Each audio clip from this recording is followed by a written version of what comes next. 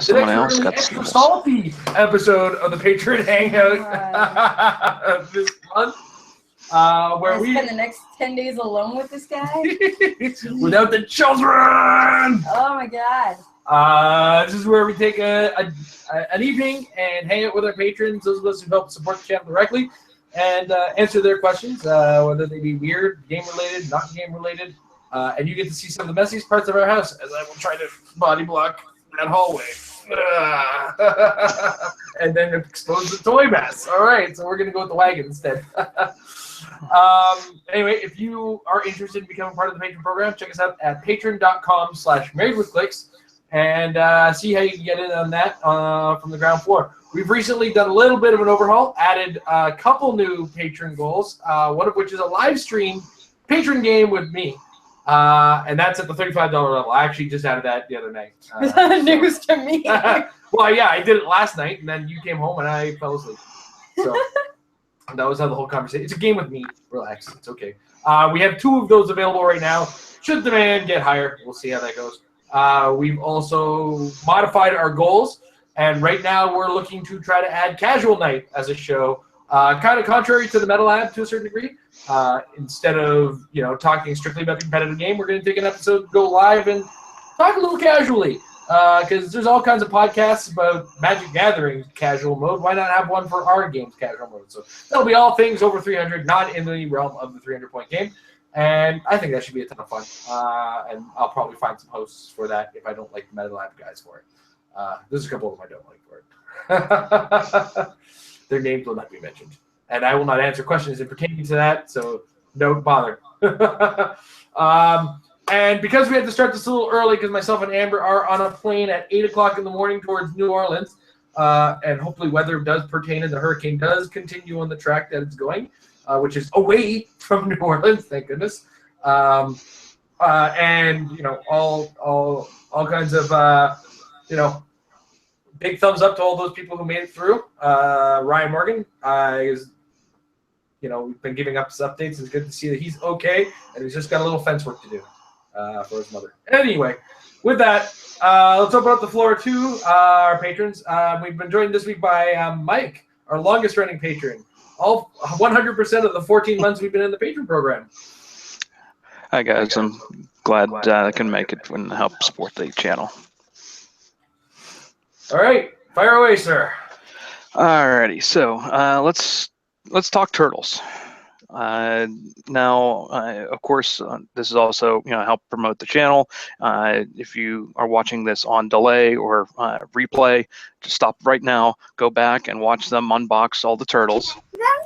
And then, so I want to ask you: are you guys satisfied with the new turtle set, or did it meet your expectations?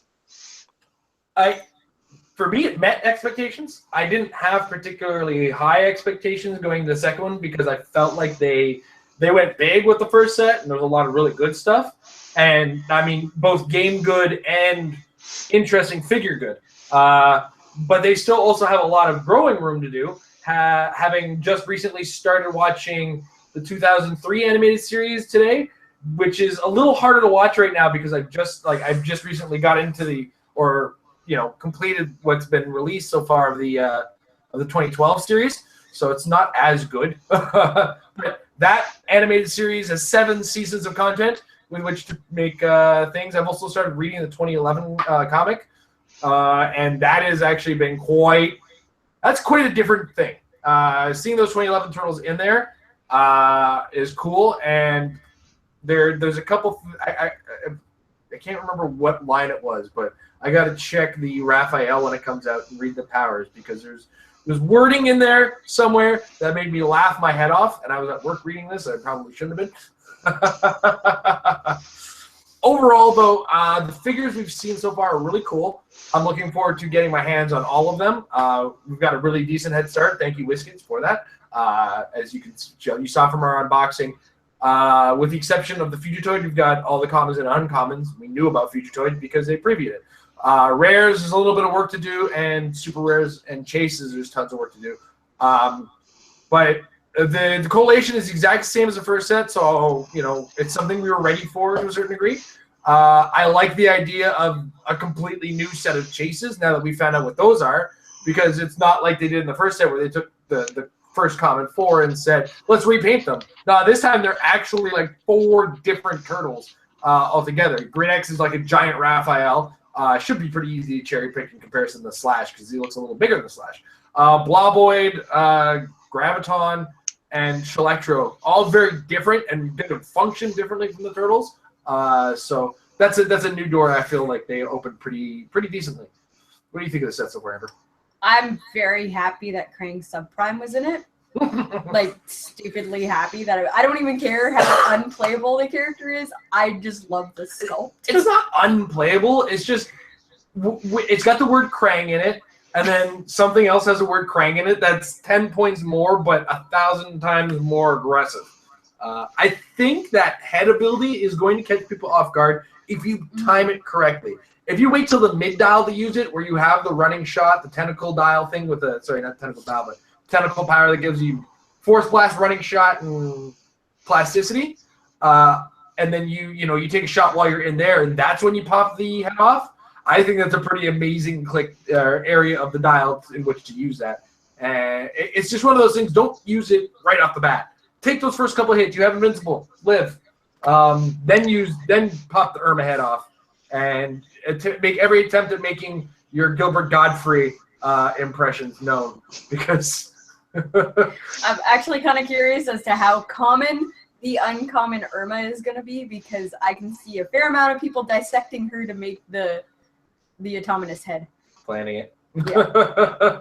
I thought Irma was going to be the only version of Krang Subprime that we were going to get, and I was very happy to see that super rare show up. We're not at all expecting that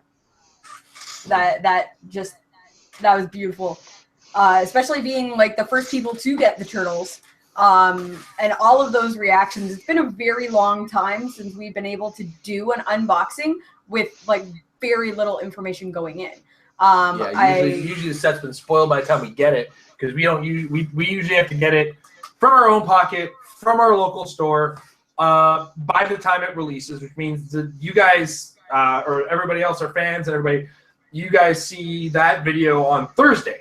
Yeah. With set comes out Wednesday. The stores usually have it by Tuesday in a lot of cases. So, and then on top of that, with the amount of pre-releases that have been coming out, people are getting the set like 2-3 weeks beforehand, yeah. And a bunch of people are able to, get unboxings that way.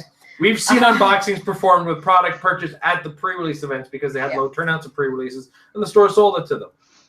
Stores got to use that product somehow, right? Yeah. So I have no issue with that, but it was really good to be able with that, right? Yeah, it was really good to go in with knowing nothing. Like at the time, we knew what Fugitoid and Rennet Tilly. And we knew Fugitoid, Rennet Tilly, the regular turtles, and Casey Jones. We had no idea the foot soldiers were in there at all. Nope. Splinter. I'm breaking that Splinter before the Pandora's box is gone. The Triceraton, Shen. Yeah. Shen Con. There we go. En français, s'il vous plaît, chien. No. JJ tried to get me to read a book in French today. I was like, no. I'm like, no, baby, I don't know French anymore. Yeah. So overall, we're excited to see a lot of the characters. This one seems a little more fun focused than competitive focused, though. Rennet Tilly, yeah, she's making the metagame somewhere somehow, especially in the limited format, being able to carry and prob. I also wouldn't be surprised to see maybe outliers, but having Shredder and/or Splinter pop up. Yeah, I think I can see Shredders. Yeah. Splinter, somebody's gonna break that figure. Yeah. It's gonna happen. Force a Splinter into your face. Oh no, you can't attack. Oh, did you miss? I got bad news. You don't have a ruined your turn. Man, I'm still coming over that. But yeah, overall, very cool set, very fun looking set, and I can't wait to get the last taste of the rares and see those dials. We've seen the photos now because they made it to the WizKids website. Yeah. So next Wednesday should all be out. So hopefully while we're on our vacation, we can. I want to know what that Rat King is. That Rat King on the throne. That is it's not the 2012 version because I believe it's the comic version of the 2011 comic. Oh, that makes sense. Either that or it was a 2003 animated series. I still have to get really deep into that. Splinter's gray in that. It's really weird. He's gray? He's gray. Isn't he? Oh, no, he's normally brown, right? Yeah, he's usually brown. It's just, it threw me off. That's all. All right. Now that we've gone through that, Matt's turn. Hey guys. Hello. Hey, Matt. You might have noticed my sidekick was there. Having a little bit of an earlier patron hangout can be a little challenging. Yeah, we had to actually ship our kids off for our vacation. Just we were kind of had to run back up the stairs as we got in the car. Like, all right, the girl's bike gone. Yeah. We set up for the hangout ourselves. So Yeah. Actually, I might see you at the airport tomorrow. We are also going on vacation very early in the morning. So where you guys headed? it's good that you had the patron hangout early. Yeah. Yeah. Good for everybody. Yeah. So the first thing I wanted to ask you, because I wanted to ask you a totally non-meta question, but I made something last weekend that I was very proud of, and I just wanted to show you guys and see if you guys have ever attempted something. You've probably seen this online before, but this is McDoom's restaurant. Anyway, so yeah, no, I just wanted to ask, what kind of really, really fun things have you guys ever gotten into with HeroClix that's more related to that side of things, like just fun and playing with toys? Go ahead. Or is it too serious? Like HeroClix? No, Dead I think the closest would probably be making the trophies that I make out of HeroClix figures. When I was really young, and by really young, I mean like 17, 18, I had made some custom figures based off of characters that I had made for like a story that I was writing as a teenager. And I was like, hey, what? Like, they have superpowers. Let's turn them into HeroClix. I didn't get a chance to like chop up figures or anything to represent them, but I made like the whole dials and everything and all of their powers, and kind of went off of what like one had super strength, one had shape change, one had blades claws, like just based off of the different powers that they had in the story that I'd written. But I think that might be the closest. Yeah, I haven't gotten to do too much actual. Most of it has been non-HeroClix things using HeroClix, like the cake topper for our wedding. Yeah. Yeah, That's cool. Yeah. There's been a long time since I got into this game that I've been disappointed with the idea of having to use paper maps, and always wanted to make my own terrain. And I darn well have the skills because I used to work for Games Workshop, so I know how to do all this stuff, and I should have no excuse. And I'm lazy. To be brutally honest, as interested as I am in making those things, it's awfully time-consuming, it's messy, and it takes a lot of space in order to A, store it, B, make it. And every time I think I've found enough space in the apartment, my children find a way to just remind me that they exist. Yeah. And really get in my way. And I've always been, I've often seen on the internet all kinds of creative endeavors, involving making your own HeroClix awesomeness and stuff like that. So, when I see this stuff, I get really jealous and really want to just, I don't want to put the work into it, but I do want to play on it. Don't get me wrong. And I really appreciate having done some of this kind of stuff before for Warhammer Games Workshop stuff. I really appreciate the work that goes into it and the effort that these guys put into it. And it always looks very fantastic. Very fantastic. We had a basement. I was once living with in a house where I did have a basement, and we didn't end up using it for HeroClix at the time, but we had like a grid, like a interlockable grid system that we make dungeons for D&D. And we had a D&D campaign that we were running using Mage Knight figures on the grid system, but then never actually transferred that into using it as a HeroClix board. Yeah, Mage Knight Dungeon has a lot of really cool stuff that you can do that with. Yeah. It was one of those things, like, desire outweighs time, energy, and desired. Yeah. I hear you. I thought I could get the kids into making it with me, but it's more of a distraction from doing it. So, you know, they're getting older now, right, Claire? Yeah. So we'll see. Maybe I'll get some helpers soon. Yeah, I think if I was to personally do it or come up with it myself, I'd probably end up taking a map that exists as we know it right now and kind of build from the ground up on that. Take the elevated terrain and build that from there. If I was so inclined and so had the extra oomph, the push to do it, that's probably something I would approach it with. Is, you know, we have a map, let's make it 3D. You know, I think that would be, I would appreciate something like that. I would love to see a 3D model of the Keystone City, Central City Bridge map. Yeah, there's a lot of intricate elevated terrain in that that really lends itself to this. Or even the Manhattan Bridge, you can get away with a lot of really cool stuff with the side of the bridge, especially. I mean, it's a very simple one, but it's simple one as far as a map is concerned. But as far as 3 dimensions, there's a lot of work that can go into that. It'd be really cool. And, yeah, I wanted to do one of those mountains like Ryut or whatever it was called. Yeah. Oh god. Yeah, the 9 elevations in Ryut. Yeah, that might be too big, you know. But this is my Ryut room. Yeah, exactly. It's taller than me. I can't put it in my car or do anything with it. But I think, and I have to call out WizKids on this. You did Ryut. That means you owe me a Mogo. Yeah. They owe me Mogo. They do, absolutely. With fun rules, with fun optional rules, maybe. It does lend itself to some really cool crafty ideas. And one of my favorite things to get is people who or receive, and you know, I've received in some cases. Some people put a lot of the bystanders on poker chips. I love people who take the time to do that.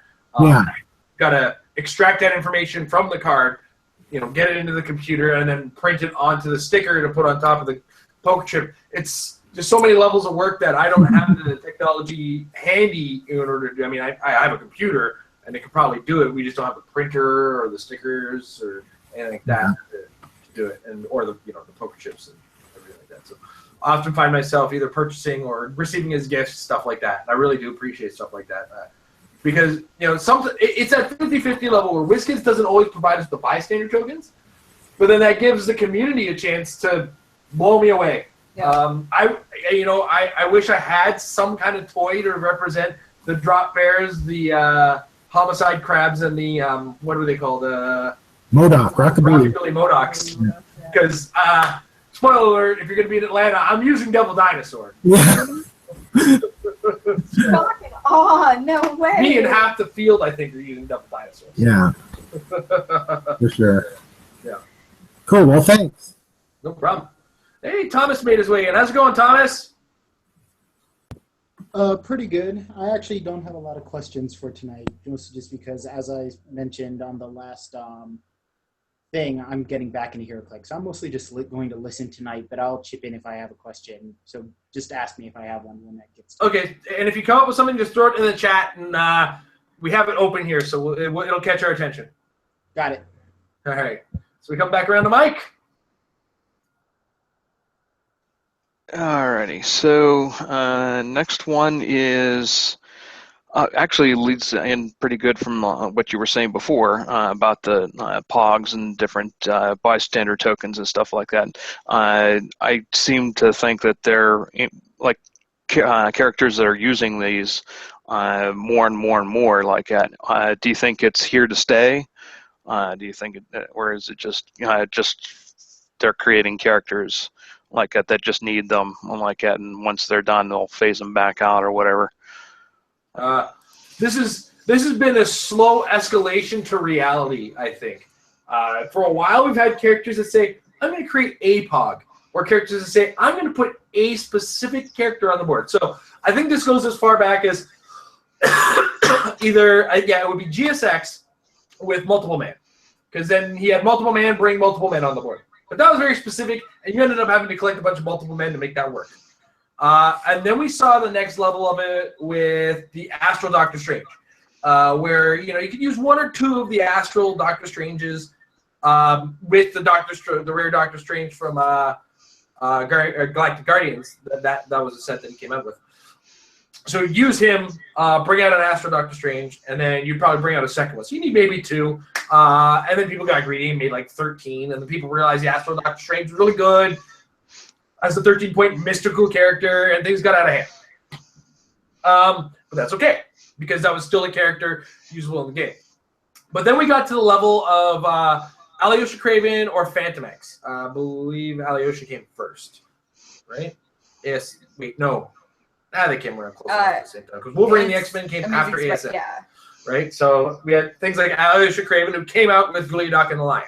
So he came out with Apog, and we also had Squirrel Girl, and we had Falcon. And those were detachable, and Blackheart, those were detachable from the actual base. Yeah. I thought those I thought that was the peak of it. Where you had something that you took off and put on the board. It's like, this is awesome. This is the thing. And then they started creating that mechanic more and more and more because, for one, it's a mechanic that people can use and hasn't been turned on its head. Devil Dinosaur is an example of a good character that is close to but not necessarily broken. There's a lot of things you can do right now in the game to Devil Dinosaur to kind of get him. And his tokens can be taken out to a certain degree. But the teams built around him utilize his abilities really well. And this is probably the first one that's been super dominant. We've seen Ant-Man swarms in the past. We've seen, we saw Josh Ernest win with a team full of Pogs and Weasel and Blind Owl, and I'll never forgive him for that.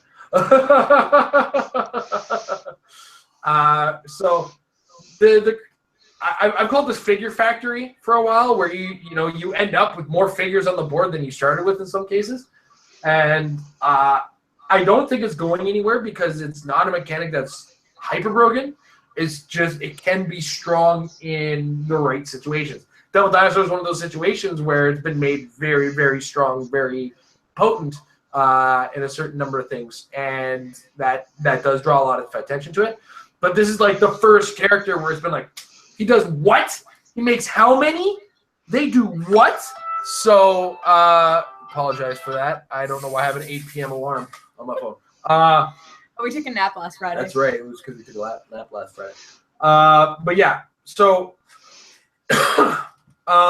this isn't a new mechanic. It's been golden aged at least 3-4 times now, and this is the natural progression of things, where it's almost on the level of super strength or flurry or super senses, where if you have a character that you expect to have some kind of cheap sidekick attached to, they're going to come with it to some degree, and it's usually used when it's specific to the. I'm going to say this the way, and it's going to sound stupid. The character of the character. Right? So the personality of the character. If Falcon says bring Redwing, because that's a part of who Falcon is as a character. Redwing is his right wing person. And I'm guessing in this case, the Devil Dinosaur, the creators were like, hey, he has all these weird drop bears and homicide crabs, and I have to read this book. I gotta find it somewhere because it just sounds ridiculous. We likely have it. What's that? We likely have access to it. Marvel Unlimited? Yeah. Okay.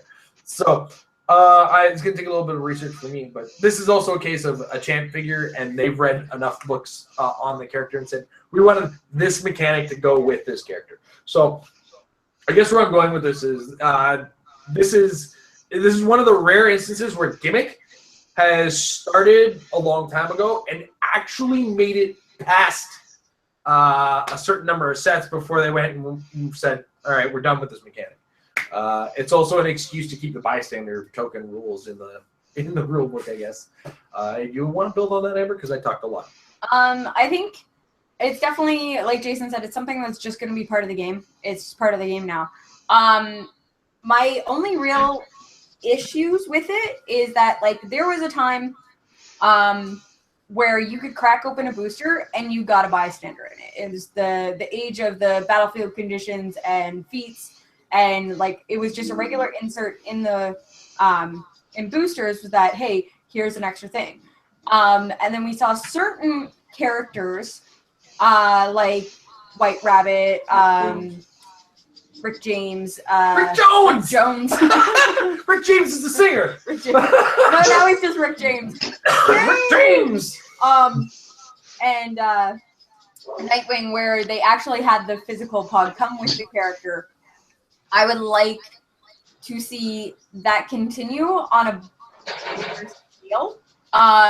Or go the other route that they've done with Avengers Assemble and World's Finest, where you actually get the small discs of the actual physical character. Because like it bothers me to have this mechanic, especially with the way that they're going with the cards and everything and all of this information being easily accessible, that the next step for me feels like including these things into the actual boosters and making sure that you have the physical product, so that when you have a bystander, instead of just putting like a poker chip on the board, you're like, hey, this is what that actually is. So that it's just something physical to be able to, I mean, we got Clix effects. Why can't we get bystander token? So kind of as an open letter to WizKids in this case, look, I can't believe how often I reference this game. Look to Magic. Do you know what they started doing a little while ago? They started inserting tokens that your creatures create or cards create into packs. I don't care. Like let's take for instance Devil Dinosaur. Let's say every so often in a pack of Superior Foes of Spider-Man, I happen to get a hate crab. Now, as long as you don't institute a rule where it says I've got to have the hate crab token in order to play it, throw a random one in there, or throw a random, hate crab. It's hate bears. Homicide crabs. Throw a random one of those in a pack. As long as I'm not required to use it, I'll still hunt them down and buy them off of people or whatever, because I'll want that, desire that, or I'll probably accumulate it from the two cases I end up getting. I don't have to get it in necessarily the pack that I get that character in, but if you give me a heads up and say, and you'll get a random bystander token of a character that you're going to need in this set anyway, that still follows the standard rule of that character can't be put on the board unless it's particularly from that, I'm okay with that. I would think that would actually be a very good gesture, a very neat idea in order to keep this mechanic going and keep it alive. Kind of like a throwback to how they used to have the bystanders inserted in every pack. Yeah, but instead of necessarily, because those bystanders were part of those the were figures, yeah. Right? So instead of that necessarily, just throw one in an occasional pack that doesn't have a Clix effects, let's say. And then, we have a random thing. I mean, there might be a cost behind that I'm talking out of my keister and might make no sense. Or we might get a set where, we have a Falcon that creates a Red Wing, but that's the only character in that set that creates a bystander token. And then I've got 1,000 Red Wings, and what am I supposed to do with them, right? So it's a double-edged sword where there might be a cost added to that in the pack, and this game keeps getting more and more expensive because that's just how games go. And if they add that cost as a mandatory thing, who knows? Anyway, I'm devil's advocating myself, as it was, saying, hey, here's a good idea, but there might be this, and that might be why they're not doing it. I don't know. I mean, it's, and like I said, if I don't get the hate crab or the homicide crab with the Devil Dinosaur, but I get it in another pack down the line, cool. Kind of like how you could collect Toyman's toys. Yeah, exactly. But again, here's the difference: is that Toyman's toys are playable and actually took one of your character slots in your team. Yeah. This is something that's inserted in the pack and is separate and not necessarily playable out of the pack. It will only be playable out of the pack if you happen to be using it in the situation. Again, this is the idea of the token. Yeah. This is the non-game piece that could be used in the game. So, the answer. That's how we do. That's how I do. It looks like Matt is still out there. Tom, your idea is gross, disgusting. I'm glad it's Golden Age. Well, the last event that I went to, I actually did the yeah, was it 2 of the Ant-Men with Ironmonger, and just like had to like get through all of these guys to get to me. But the actual question that I was going to ask is, what are your expectations for Joker's Wild? I am much more of a DC person, and I've. It's nice that my not playing has fallen along the lines of the Marvel sets taking precedence. But now that DC is getting back into it, I'm excited again. So what do you expect for Joker's Wild? Like any characters that you're like has to be in the set or anything like that? We don't get Killer Moth, I riot. So is HC Realms. HC Realms are gonna riot if we don't get a Killer Moth either. My expectations is this is going to be DC UXM, where we get a bunch of, and if the images from New York are in any way accurate, it's already starting to look that way because we've got a 35-point Alan Scott Green Lantern, a 35-point Jay Garrick. So it looks like it's going to be a large number of characters that might repeat themselves in the set, though probably not the JSA, or I hope not the JSA, where there'll be smaller point versions of characters that you like. And this is one of those mechanics I think a lot of people scream comic accuracy for, but then, you know, miss the whole game that we're playing element to it. And like while I agree the idea of the 200-point Superman is occasionally pretty awesome, and yes, Superman is an awesome character, I am in mad love with the shifting focus Superman, and I hate Superman. For one, he's playable. He's a character named Superman, and I think as a fan, if you were a fan of Superman, I would appreciate that version more than having to, you know, have Superman and maybe something on your team for a team, right? You know, oftentimes you see, you know, they had the right idea with the team base where it's like put the Justice League on the board in one shot, but they like execution was the worst idea ever. It's like, all right, I want you to put the Justice League on the board. Yeah, but they're on one base that's got powers that kill Colossals in one turn. What do you got in mind? Whereas, you know, if you go to UXM or Uncanny X-Men, I can get 6 X-Men on a 300-point team. Yeah. So, and that feels like I'm playing the X-Men in the realm of the game that they expect the game to be played at, which is, you know, the game's designed around 300 points. And I feel like this is part of a grand scale, or I don't feel like, this is obviously part of a grand scale, play more of your figures kind of movement that they're making. And it all sort of began with the ID cards, right? Where you start with your force, and then you have ID cards, and then the ID cards add more things to the sideline. So now you're playing with more of your collection. Right? And I actually do hope that, because I remember when the AMX was coming out, the big expectation was that all the heroes were going to be cheaper, and then the heroes were going to be cheaper, and the villains were going to be the big expensive people. So you would have a team of X-Men versus one villain. And I'm wondering if they're going to do that, but reverse it almost, where, because it feels like in Batman comics, it's a lot more Batman going up against 6 guys on his own, as opposed to 6 X-Men going up against one villain on their own. Yeah. And as far as figure expectations, I mean, the set's called Joker's Wild, and we already know there's at least 2 or 3 Jokers in the set. So I'm not surprised by that. I wouldn't mind seeing something interesting revolving around the Joker and as far as the chases are concerned. Because for some reason, the Joker is one of those characters that I think WizKids is just afraid to make, or designers are afraid to make. And I don't blame them, because you've got a character that makes no sense, and you've got to make a game dial for this character that makes no sense, makes sense.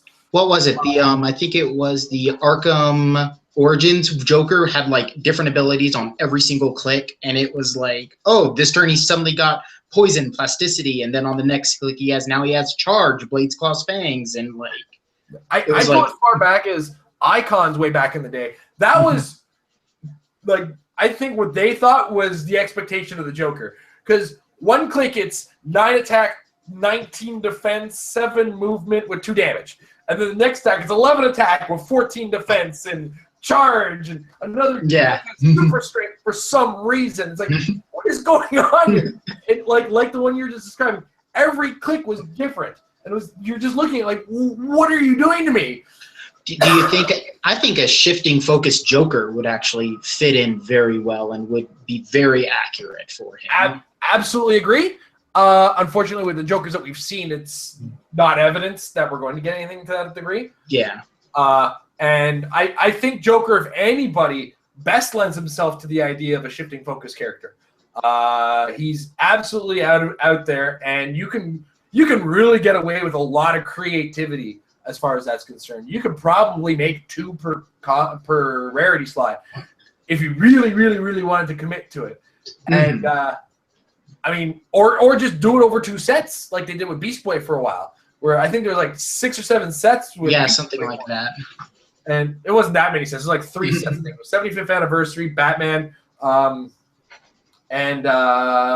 Teen Titans was the 3 sets that had Beast Boy morphs where you could turn into something from that set each. So I think, you know, the shifting focus, like you said, is a great idea where you could really go nuts with it, like the Joker would. I mean, other characters, because the set's called Joker's Wild, like I think a Batman Rogue set. So, and I expect the silliest of the silly. It wouldn't surprise me if there was Suicide Squad a lot in there with the movie having just come out and everything like that. Yeah, that's seems to be how DC runs their licenses. Is we just had a movie come out, or we have a movie on the way. Push this because this is going to be related to it, or push this is going to be related to it. I wouldn't be surprised if a Deathstroke makes his way in here if the rumors are true that Deathstroke is the major villain of the Batman movie. Like you said, a lot of Suicide Squad. I think they already announced that Suicide Squad was a major portion of the set. And Suicide Squad was a theme in Joker's Wild, right? That they announced? Outsiders, JSA. I just remember that we saw Deadshot. So. Yeah. Yeah. All right, cool. We spent enough time on my question. Next person. All right, Mike, you're up.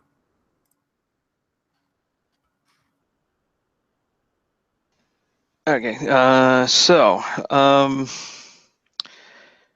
next one, let's cover 2, I guess, going off of what he's saying about DC characters and stuff like that. I recently had a fun discussion with some of my other regular Clix players, and we were trying to come up with, based on canon and stuff we know in the comics and stuff like that.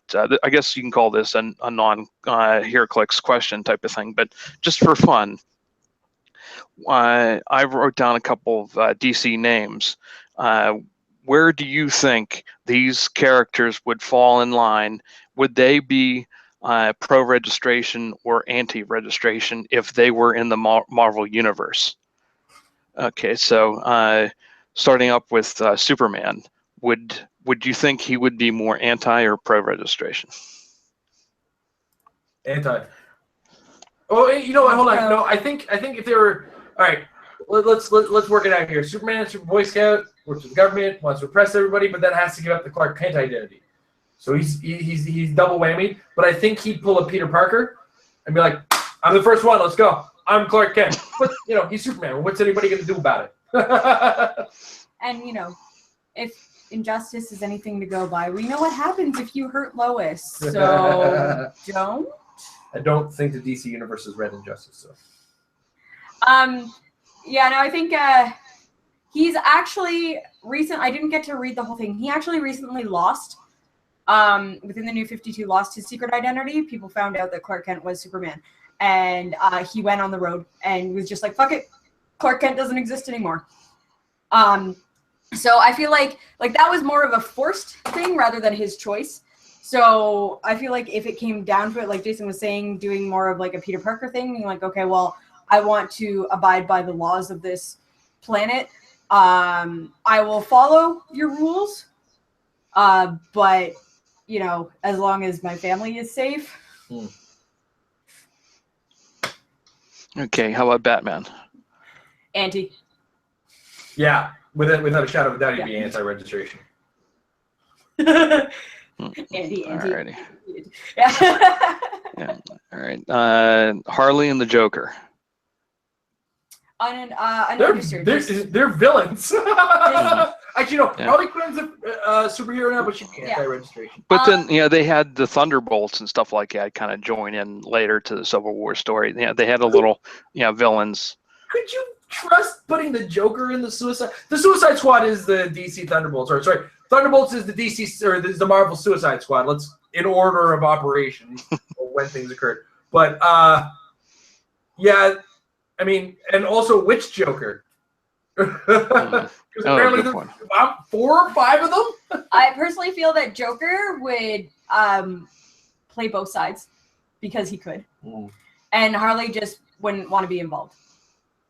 Kind of like a given her recent hero roll up, but I'd still think she'd be anti-registration. She'd still, if anything, anti-registration, but try to keep out of the mess as long as possible. Like Luke Cage and Iron Fist in the current Civil War, the Civil War II. It's like, I want nothing to do with this. That, where it's more of that idea of it, where it's like, if you don't mess with me personally, I don't care what everybody else in the world does.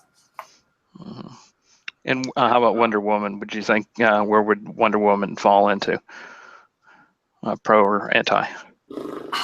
I want to say pro only because I feel like she would align with Captain Marvel kind of look of it. But no, but Civil War II is different than the original because there's a lot of people on the opposite side of the opposite players of the opposite. Are we talking about Civil War II? I thought we were No, Civil War I, pro-registration, anti-registration. Yeah. Civil War II is the Minority Report. It's 2 different topics altogether and how they relate to it. Where did Civil War II come from? But Captain Marvel was nowhere to be found, and she was in Civil War I, but she was pro-registration. Yeah, but that's because she is a soldier, actively following governments, whereas Themyscira is really independent of any of the governmental rule. And I think she'd be anti-registration, to be brutally honest. But there's a number of factors I think in that. Mostly she's too warrior to follow governmental warrior kind of thing. Like she's not a soldier, she's a warrior. Okay. See, what I was trying to say there is that if I was to say Wonder Woman, if I was to pick a counterpart of Wonder Woman for the Marvel Universe, was that Captain Marvel feels the closest for me. And that's why I said I feel like she could be pro, but would probably be anti. I think she's her counterpart is actually more like Ares. And Ares stayed out of it. It's a little too on the nose. What, the whole God of War thing? This whole humans are below me thing. I mean, it's not like Wonder Woman was ever God of War, right? It's true. All right. Well, those were just, I guess, the characters that I had down here on paper. I guess for those of you watching at home or watching this later on, maybe this could stir some conversation at the HeroClix table and kind of like, okay, well, what about this character from DC? Would they be pro or anti-registration? So thanks for humoring me with that question. No problem. All right, Matt's back. Yes. Thanks. I just had a little thing to do. So maybe you addressed this, but I was just wondering, while you're at the Rock Cup World Cup this weekend, can we expect to see you narrating the streaming? Or I know you're playing, Jason, but what kind of Married with Clix media can we look forward to? We actually have an idea of what our schedule is going to be. If you check the Rock World Cup page on HC Realms, so you go to HC Realms, click the Rock World Cup, and follow the schedule planned out by the Rock. What's going to happen is Amber is the queen of social media. So, I forgot to turn off the light. Sorry, thank you, hon. So if it's coming up on Facebook, coming up on HC Realms, any of those avenues, Amber is in charge of that. So any of the regular updates that you're seeing in those realms, Amber is going to be participating in. On the Friday and the Saturday, I am going to be on the commentary of the live stream with Ryan Morgan. So we actually have a little bit more of a 2-person sports commentating thing. For one, it's a little easier on poor Ryan, who last year was stuck the whole weekend until a bunch of players got knocked out who got podcast experience. So on the Friday and the Saturday, myself and Ryan are going to be the voices of the stream. And then on the Sunday, I'm playing in the finals. So I don't know what they've decided on that, if they do have a partner for Ryan or if they didn't intend to have Ryan having a partner. Either way, I'm going to definitely be a good portion of the live commentary. And if I get bumped out of the finals before the cuts, hopefully I don't. Hopefully I do well enough with my idea of a team. But if I happen to get bumped, then I'm going to join him for as long as I can until me and Amber have to rush to the airport to return home. We kind of cut it a little close as far as time is concerned because our flight out of Atlanta is Sunday at 10:20 p.m., I believe. So What is 11? no, it's close to 11, I think. It's closer. Oh, it might be 11:20. Either way, unless I'm in the finals, we're gonna duck out a little early. If I happen to be in the finals, well, I've made enough money to, buy a new plane ticket because the top two get a fair amount of money. So. So is that going to be streamed? Like, so the games are going to be streamed via certain? It will be streamed if it's like last year. It's going to be streamed on Twitch. Okay. On Twitch.tv. I'm not sure what the exact link is. It's twitch.tv/to be announced. Howard, if you happen to be watching, by all means, ping me on Facebook and let me know, and I'll fill everybody in on that if we happen to get that. If not, I mean, these things happen. You guys will let us know on Facebook. On Facebook, Yeah. It'll go up. It'll be on the Married with Clix Facebook. It will be on HC Realms. It will be on HC Realms' Facebook. It'll be on the Rock's Facebook. It'll be it'll be on a rock outside of the hotel. I'm going to write it in Sharpie on a Post-it note and put it on that rock. Just write it directly on the rock. Yeah, or it might be on a pebble. I don't know. It depends on what kind of rock options I have out there. Anyway, it will be known, and I'll take a photo of it and then put that on Facebook, on my own personal Facebook if I have to. It doesn't leave me much time to do side events, unfortunately, but that was kind of part of the nature of the volunteering. They are providing hotels for us. They're paying Amber for her hard work, and all that kind of neat stuff. So it's a lot of streaming, a lot of live commentary coming out of me. So I apologize that you have to hear my voice and Ryan's lovely voice, but I think this year one of the things that will be better about the stream is because we have the two of us to bounce off of each other. We can maintain the conversation. If Ryan more or less more analytical, this is what's happening, and me more hypothetical, these are the options that the players have. You could go that far. Or it could go vice versa. It just depends on the flow of things. I think we'll flow very well. I've been on his show a number of times, chit-chatted with him, and I think we have a good enough rapport. We'll see. We also have to share a room. So I was going to say, by the end of the weekend, if he doesn't hate you, then we're doing something wrong. Or I've had enough to drink. Well, I'm looking forward to it by proxy kind of thing. So I'm excited to hear all the stuff coming out of this next weekend. Oh, thank you. And very good luck, Jason. Very good luck. Thank you. I could use some luck on my side. I don't know if you heard my story of Michigan. Yes. He didn't. Yeah, well. I do have to say, calling my own shots and my own misses felt good and bad at the same time. You Aubrey'd yourself? I totally Aubrey'd myself. In one game, I don't know if you watched the Metal Lab this week, but as I described, my Mary Marvel was adjacent to a Jean Grey. And I had hypersonic, which meant I only was going to fail on a 1. But before I even rolled the dice through the breakaway, I did the math in my head, and I just turned around and I applied the Jason formula, which means divide by 4 again. And then I looked at it and said, I'm going to have to prob this breakaway roll. And what's worse is that prob breakaway roll, I'm going to need a prob for, but I don't have it, so I'm stuck with it. And then I rolled. What did I roll? But a 1. So I prob it with the Mary Marvel. And what was the second roll? It was a 1. In the same game that I let out with a critical miss. It was like, it's just one of those games.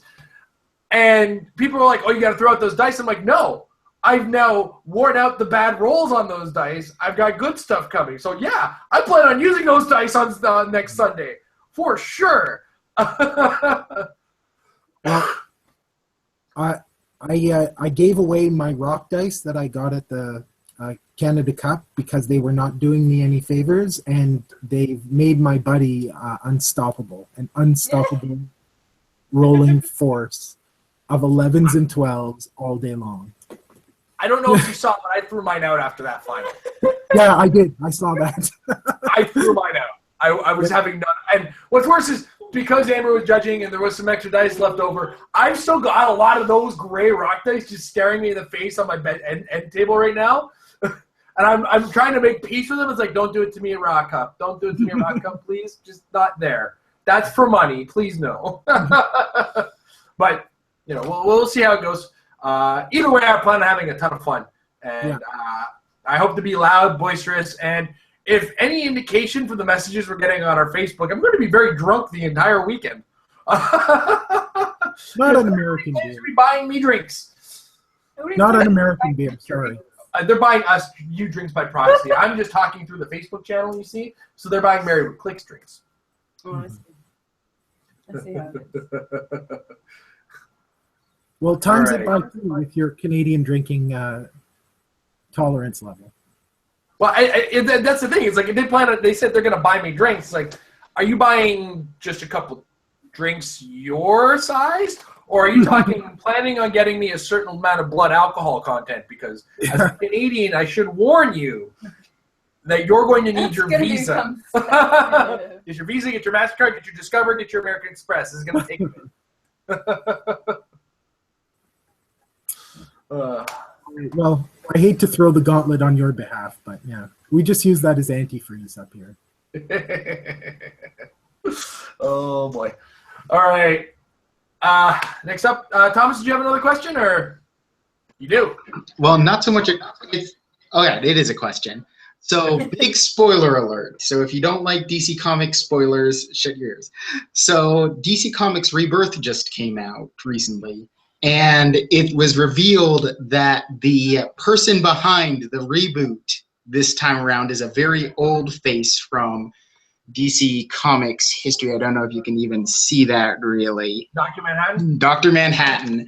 And I am super hopeful that we're getting a reprint of Watchmen characters for HeroClix.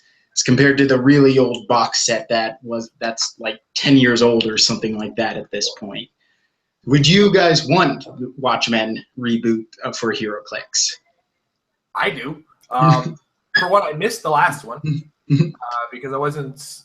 It was at a time where we weren't hyper collecting. We were buying occasional packs here and there. Our buddies would come over, and we weren't like hyper into the game. What I do not want to see again is another colossal Dr. Manhattan. I wouldn't mind like kind of doing what they did with Wildcats, throw them in the same set with other things. Yeah. I wouldn't mind that because if they're going to be DC standard now. Throw them in. I'm cool with that. I would love to have some Watchmen that I pull out of packs in the single thing. I would not mind having a Dr. Manhattan that does become colossal as part of his stats, sure. But I don't want another giant colossal Dr. Manhattan. I don't want to see a big blue naked guy in my house anymore. I was gonna say that's the big reason, isn't it? Look, there's enough blue naked things in this house at times as it is. That's just I actually would really like if they did come out. I would really want as a con exclusive the Owl ship. Like I would love to have the Owl ship as a con exclusive. So would I. I would prefer that, like a repainted Beetle from Batman. You know, new stats. Get rid of that stupid environment dial or whatever it was. You know, just make it a part of the new game, the new vehicle rules, and everything like that. But yeah, I wouldn't mind seeing the Owl ship as a con exclusive. Maybe a little smaller. I don't like it when they're. The new vehicle size is actually really nice. Yeah, something about as big as Quinjet, I think, would be pretty cool. I get, but I don't want to see another Dr. Manhattan colossal 3x6 monstrosity again because like it's like Galactus. We had so many of the same Galactus, or two different Galactus at one point that was just the same model with a different dial. And even the different dials were barely different. And then we got the Galactus in Galactic Guardians, which was actually different and smaller. And then we have the Zombie Galactus, which is even smaller. Like, you know, I as long as it's a different enough thing, I don't think they can be dynamic enough with a colossal Dr. Manhattan unless they go to that cross-legged form that they had for one of the smaller Dr. Manhattans. I mean, that would be neat as a colossal, but probably super fragile, like my Watcher.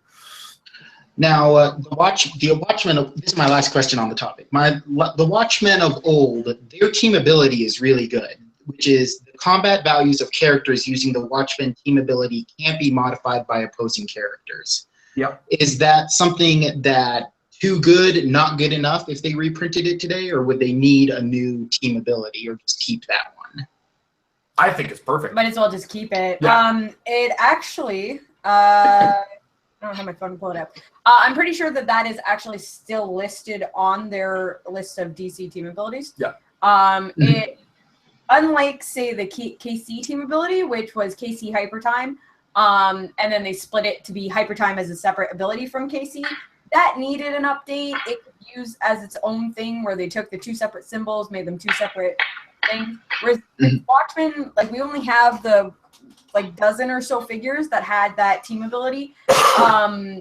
At this point, it doesn't make sense to make a brand new team ability when you already have one in place. And it's not bad. I mean, the fact that their stats can't be modified, that's actually pretty nasty.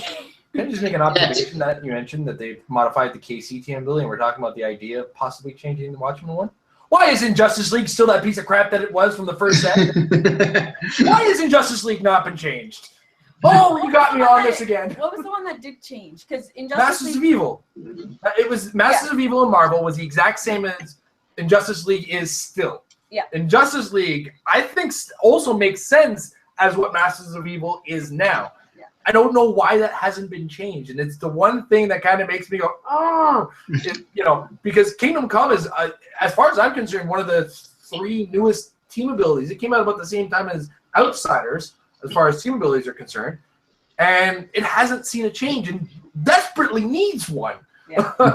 Right? I think the Watchmen one is perfectly fine as is, like not being modified by opposing characters. Pretty decent. Especially, would the contract tokens for Mephisto count as being modified by Mephisto? Because in that case, that would make him pretty strong.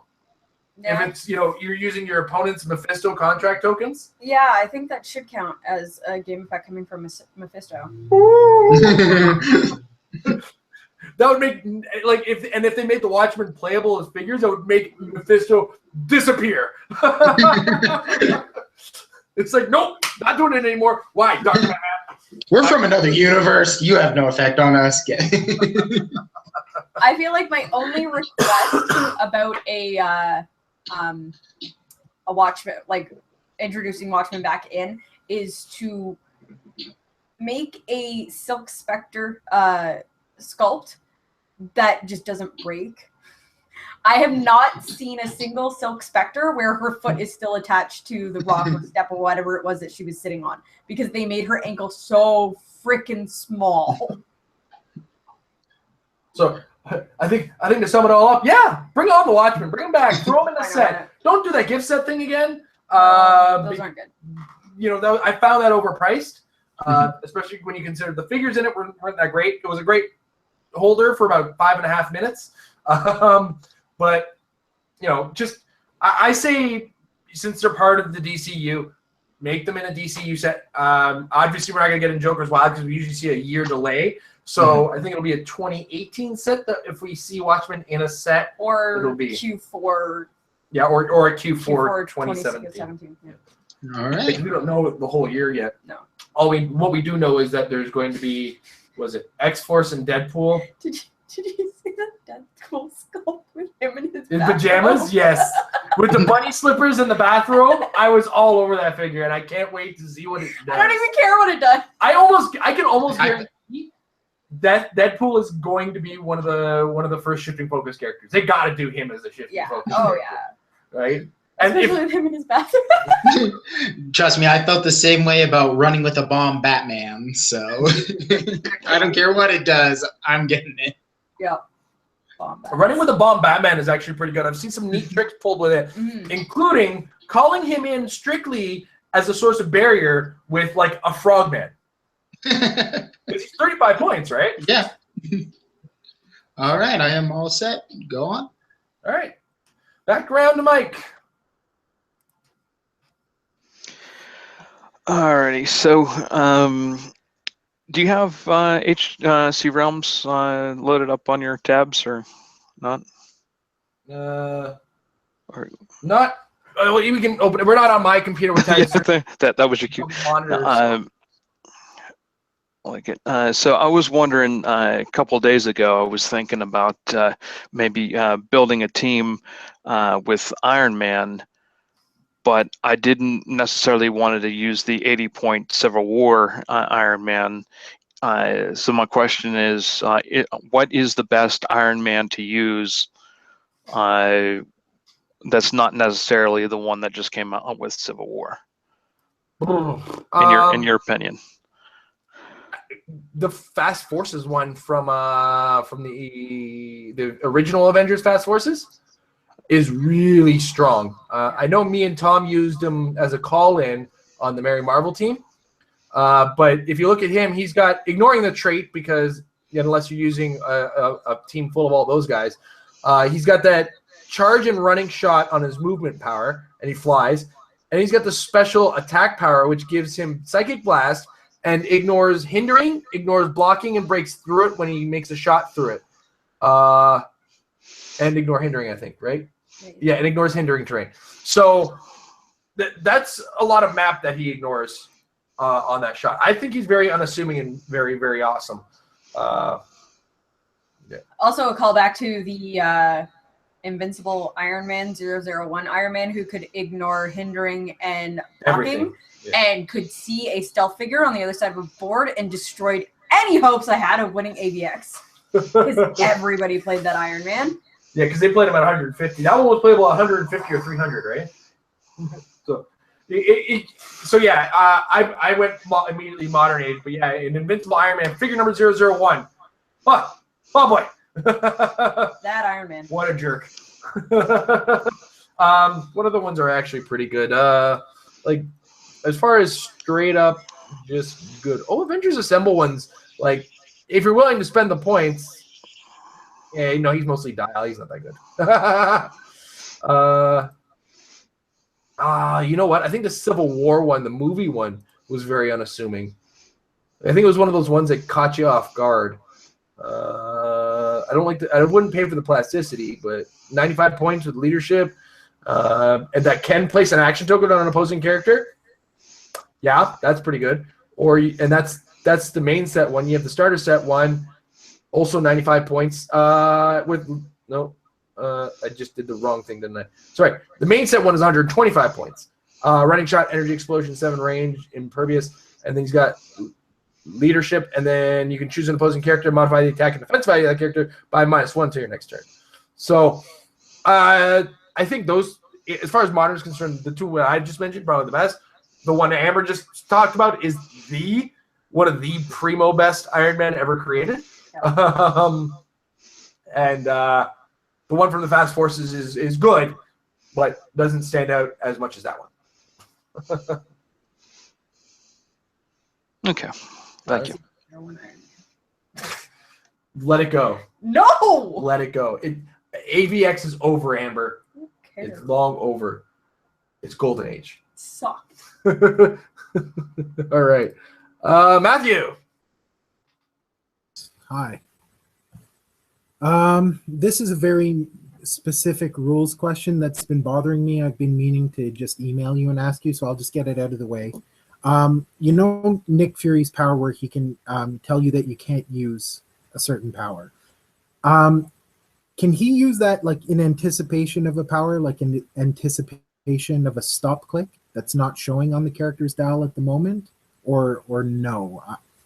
I'm not sure, but I think it's no. The character is required to can use it. Yeah, it's a no on that. This actually came up while I was in Michigan, and I had to fight somebody on it, and then he refused to let me call the judge over. Is that because it says that you're turning off a power that a character can use, they have to be able to use it. So that is something that they're getting from a relic, a resource, an equipment, a trait, a special power. Like, it has to be something they have access to. If they don't have access to, that's not a power that they can use. So You can't say that they can't use something that they can't use. Yeah. If that makes sense. The words you used were absolutely correct for the situation that you had. The game of HeroClix required you to make a sentence that made no sense. Yeah, that's how I feel about it, but it came up with me more than once, and want to make sure I had the right reasoning there. Yeah. Yeah. Alternatively, Peggy Carter works the other way. Okay. Where Peggy Carter, you choose a power prior to, so at the beginning of the turn, you choose a power with her, and then as long as she is within 3 squares of a character that can use that power, they can't use that power. So that would be the difference of wording. So if you compare the wording on the Peggy Carter Prime to the Nick Fury, you'll get an idea of the way those two work differently.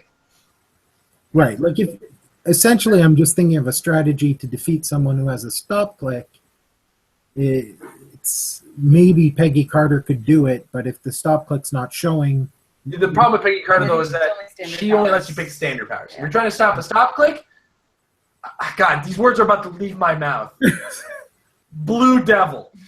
If you absolutely specifically want to target a stop guy with a stop click, Blue Devil. Oh, God, I said it. No.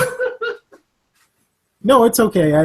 Blue Devil's a known quantity of not really, of only being able to do one thing that you really want him to do, but not much else. So yeah. It does stop your team from taking mystics, though. That's something good. It's a thing. Sure. All right. Thomas, did you have anything else? Not HeroClix related at all. What current gaming recommendations do you guys have? Board games, video games, anything like that? Like any recommendations of stuff we should look in on? As far as video games, I'm so far behind. I've only just started playing Grand Theft Auto 5. And I often find myself, when I should be playing Grand Theft Auto 5, playing Overwatch. So those are my video game choices right now. And of course, if you happen to have a phone, pick up Hearthstone. It's a good card game. Or if you happen to be walking around and have a phone with a battery life that can charge in a city, go for some Pokemon Go. But that's more of a just an involvement than a game. Board games, we just started playing Small World with our daughter an awful lot. And Small World's a lot of fun. What other? I know as far as funny card games, like if you're a big fan of the Cards Against Humanity type of game, $1 Million Butt by Rooster Teeth, they created a YouTube show called $1 Million Butt where they give you a hypothetical situation, then they act it out as well. I like playing that as a kind of a conversation thing. I have a bunch of friends around the table that are having drinks, and I just pull out a combination of the cards and we talk about it for about 15, 20 minutes. That's kind of a neat distraction. But what other board games have we played in detail? Shadows of the Camelot we play a lot. Yeah. If you're going to play board games, if you're going to get into playing board games as like a casual, fun Friday night, Saturday night thing where you have friends come over on a regular basis, even if it's like once a month, do yourself a favor. Don't ever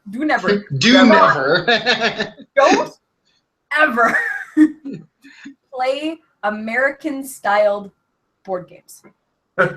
Yeah. Not American-made, but American-styled. We're looking at like Risk, Monopoly, anything that like you're used to being like Milton Bradley and Parker Brothers and like the old style board games. Don't do it. They're designed to make you hate each other. Yeah.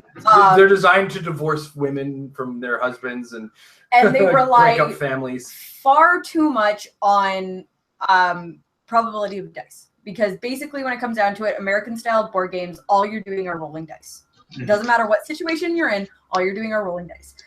Get into Eurogaming. Look at Spiel, or like Spiel DR is a it's game an of award the given year out in Essen. award giving out an Essen and their gaming convention. They have amazing done games. They're Canadian made, American made, whatever. They're worldwide made, but it's a Euro style of games where it's based off of collecting points and a non-aggressive interaction with each other. Mhm. And that's what American-style board games are, very aggressive interaction, where Euro board games tend to be non-aggressive interaction, where you can still screw each other over, but you're not really doing it purposely. It's because you're North American. Yeah. Playing Euro games means never having to say sorry. Exactly. If you're going to get into Euro games, my personal recommendations would be Ticket to Ride. Okay. A lot of people like Catan. I don't. I find it Nope. really boring.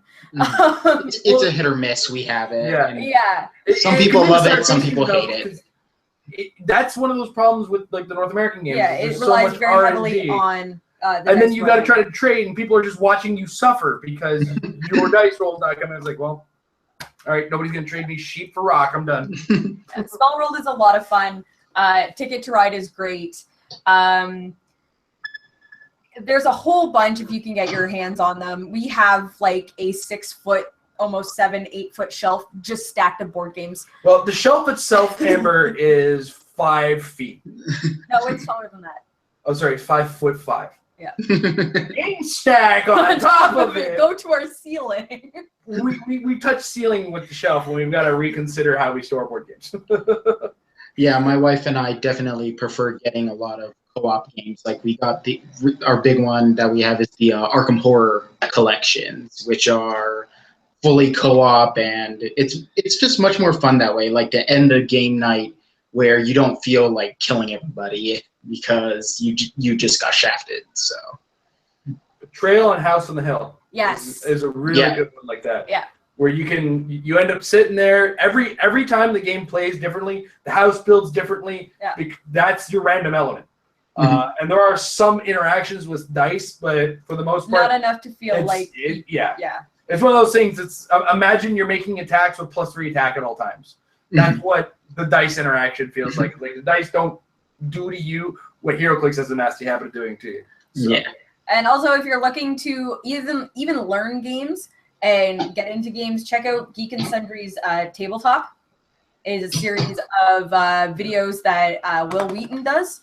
And he just gets a bunch of people together and like, okay, today we're playing this board game. And that's actually how I learned how to play Small World, between watching Will Wheaton play it and actually having it on my Steam account. I just didn't look at the rule book other than like the initial Best setup of way the to board. play. Like, I know how to play this game. And then to a final personal recommendation, because it recently had its 30th anniversary, so they re-released it. Find Survive Escape from Atlantis, because it's a super fun game. I have been playing it since I was like 3 years old. It's awesome. It's my personal favorite. I find that game to be Euro style, North American style. Yeah, there's a lot of There's so much you can go backstabbing very in that game. aggressive with it, but then if you play it like my daughter does, you can be very passive playing it, and then it's still just kind of the board does the aggressiveness for you. Or you could be Paul. I'm looking at you, Paul, where we made a truce the entire game until we had like 3 turns left, and you're like, "F you guys, I'm winning this game." Always that one guy. And you always know it's him too. Yeah. And I also play casual Magic. That's what I'm doing here on off times, is testing out decks. So Myself, I strictly play EDH or sealed environments, but that ecosystem is just so good. Yeah. You know? like you can tell like Wizards puts a lot of effort into that game, and it shows in everything they do. Well, I was recently listening to an interview with Mark Rosewater, and have a good night, Matt. He was recently saying that they've got sets up to 2022 designed. That's insane. Yeah. Well, it needs to be like, and I'm sorry, I'll stop going on tangents after this. It's okay. But in a game where Magic is such synergistic with everything that's available, that you need to like plan that far out to be like, oh shoot, I don't want this card to like break the meta open just because it's printed. So it's good that they build and design and test that far out. And they also, I heard they take a card and go, All right, this is going to be good in standard. This is going to be good in modern. This is going to be good in EDH and only EDH. Oh, God, why did we make this card? And this is going to be good in sealed, which is generally the common slide. Let's not kid ourselves at this point. Yeah. But you know, I wish a while, like was it Monday?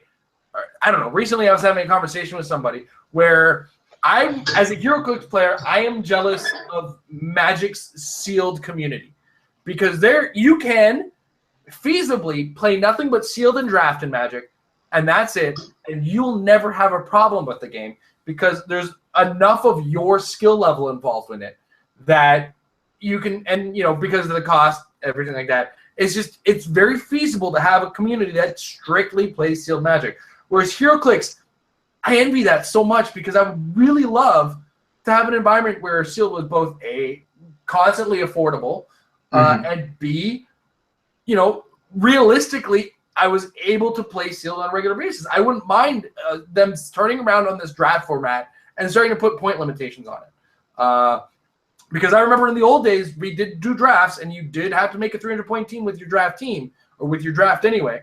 But, you know, you also, I think we had to use 3 packs for sealed back then as well. So there was 4 figures per booster. Yeah, there's also 4 figures produced. Either way, I think HeroClix is here, and I think being able to build a strong sealed community and balancing the game around sealed to enough of a degree can put the game up here somewhere. And I would honestly love the idea of a community where we can accept sealed play happening on a regular basis without the certain level where it's like, well, he pulled that guy, he's now going to be a problem. Yeah, like, oh, he pulled the chase. He got the chase. GG, everyone. Like, because that's what happened in my my first ever sealed event that I did was Superman Wonder Woman had just come out. Yeah. And then we got 1 pack of Superman Wonder Woman, 1 pack of the Flash set. And in both my packs, I got Red Sun, Wonder Woman, and then Jenny Sparks in my other pack. And it was like, well, I guess I just won this event. Like, yeah. And that's the thing is, and I know we're going on like a long time, but you know, HeroClix has this thing where you open the packs and you can determine the winner of the tournament so long as dice go on average, right? If dice stay within, let's say, a 5 to 8 range, with the occasional 3 or 4 occurring, you can still kind of feasibly see certain teams just go, that's going to win. That's going to be second place. That's going to be third. Yeah. And like, it's really hard to do that in Magic because, for one, you got to get the draw. 2, you got to get the pieces of the combo. And then there's just like the deck being this big, right? You got to get the pieces out into your hands somehow. You got to control that to a certain degree. And what's up? I'm trying to remember what I actually pulled for my pre-release for Uncanny X-Men because I got pretty much to the finals and went up against a Prime Phoenix as well as a full team. And I was just like, yeah, I'm not winning this game. And they're like, oh, what do you mean you're not winning? I'm like, you have a Prime Phoenix at full points plus an entire other team. What do you mean? I'm not winning? I think they need to brave up and just, you know, I accept the draft as a format, but put the point value on there, right? You know, none of this play with your entire pack thing. But the other unfortunate part is because of the way the game is designed now, 1 pack draft makes 0 sense as far as things are concerned because I got a 250-point team, she got a 500-point team. Or like in the case of World's Finest or Uncanny X-Men, he's got a 247-point team and they have an 800-point team. Yeah. So, because I actually played that 245-point team. Superman, Wonder Woman, I had a 600-point team. Yep. I won. I didn't feel good about it. And in the first round, whichever one of us, because I played against a Red Sun Superman, and I had a Super Doom. And we looked at it and said, whichever one of us wins the tournament. Yeah. And it's not to take away from the other players. The other players played their butts off against me and did the best that they could. But the situation they ran into was a 20 defense Super Doom. And I think I had a Super Doom and a Ulysses on my team. yeah, like one of those games, he was just like, okay, you're gonna win this, but before you kill my last guy, can I at least kill one of your figures to get some points? Like, please. But anyway, once again, my question dragged on a little long, and I don't want to. Everybody's does. That's why we do this. So I'll go ahead and pass it back to Michael then. All right, Mike. Alrighty, this is just for humor's sake. Just humor with silly question. All right, so if you a couple weeks ago had a night nurse on the map with a Punisher van. Now I asked the group of guys I was playing with, like, if night nurse got in the van as a passenger and was transported over to the other side of the map to heal up the rest of the team, would that Punisher van now become an ambulance?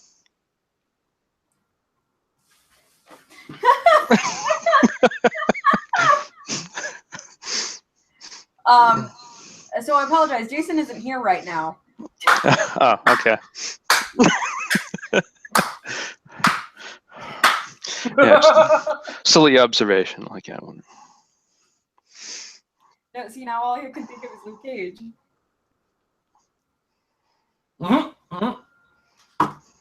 Yep. I'm ringing in my ear. Just because I clapped. Probably. I can't hear out of the Tinnitus. But yeah, basically you got an ambulance in your hands because you can take the attack from the night nurse. Can't take the defend. But you can take the support. 11 attack support's pretty good. I just love the imagery of the Punisher van all decked out with all of its weapons, being like, come over here, buddy, I'm going to patch you up. Don't get in the strange vans with people with candy. It's like, no, I swear I'm a night nurse. Where are you going? He's not in here. There's no rocket launches, I swear. Just don't tell us anything at all. And then the Punisher starts driving, and then it activates the resource ability, and the rocket launch comes up. Come on, Frank. I think my favorite imagery is how quite versatile Night Nurse is, because you know what there isn't a rule against with vehicles? Using support on them. So Night Nurse isn't just a doctor. She's a mechanic. Oh, you got a dent in the Punisher man? I got that for you. Oh, let me get care of that cut for you. That is one of those ones where I really wish I could have the time, effort, energy, whatever, to mod that that Night Nurse into a Claire Temple. There we go. Rosie the Riveter. She can do it. But yeah, take that skull and mod it into the Netflix Claire Temple Night Nurse. Yeah. Well, wouldn't that just be a paint?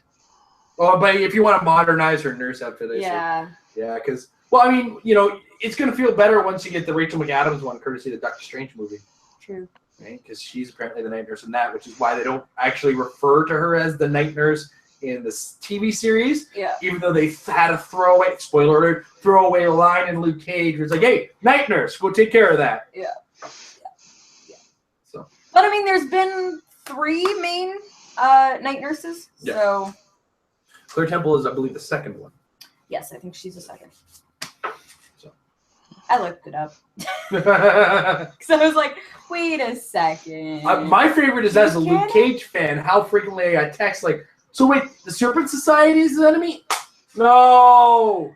Okay. I feel that because I know that going into that, me and you had that conversation beforehand, like preemptively had that conversation. And then they mentioned another snake-based villain. And I was like, now I'm just confused. Coppermouth. Oh, Diamondback's watching you.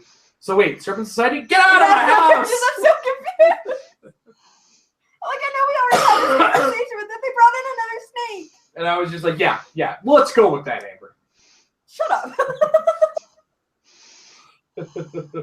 Spoiler alerts! That's all that So, name dropping we're doing.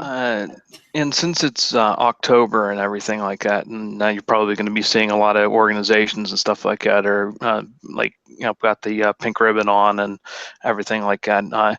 And of course, the holidays are going to be coming up here pretty soon. Do you know anywhere in your area that's going to be doing something like a charity event or something like that this year? HeroClix charity events. I don't know. I know Comic Book Addiction likes to do a Christmas one. Yeah, I know that Matt just. Yeah, Matt's not here to tell us. But yeah, they usually do a Christmas one. They get a little wacky with it, where you get to sing karaoke. Last year, I think they had to sing to Frozen, and I didn't quite know the lyrics to "Let It Go" or "Do You Want to Build a Snowman," so I passed on that. Did you get away with that? What? I didn't go. I was gonna say, how would you get away with not knowing those lyrics? Have you met our children? Yes, but I also dodged Frozen vehemently. Like I found ways to. I took the boys out when Frozen was playing. But yeah, no, I know locally Christmas is a thing, and From next year, like crossover. Oh, Let It Go. What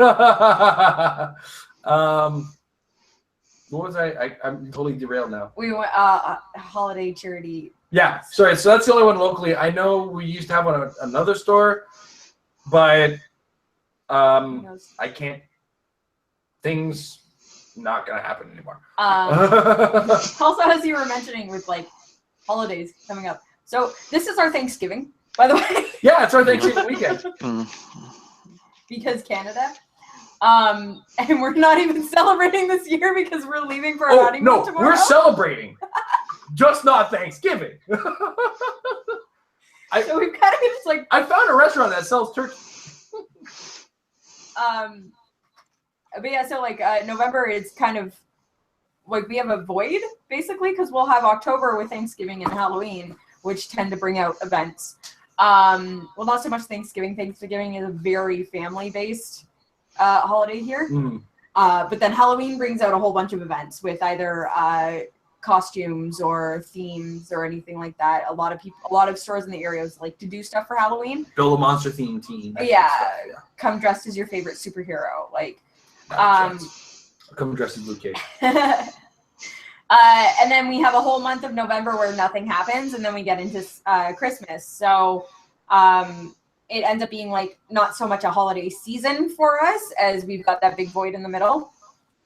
At least for regular people and not our household where there's 3 birthdays in between Thanksgiving and Christmas. But yeah, I'm just kind of rambling right now. So I noticed. Just letting me do this. This is the point of this show. Hey, and now we're almost at normal start time. So it's good that we started early. So welcome to the Patron Hangout. All right.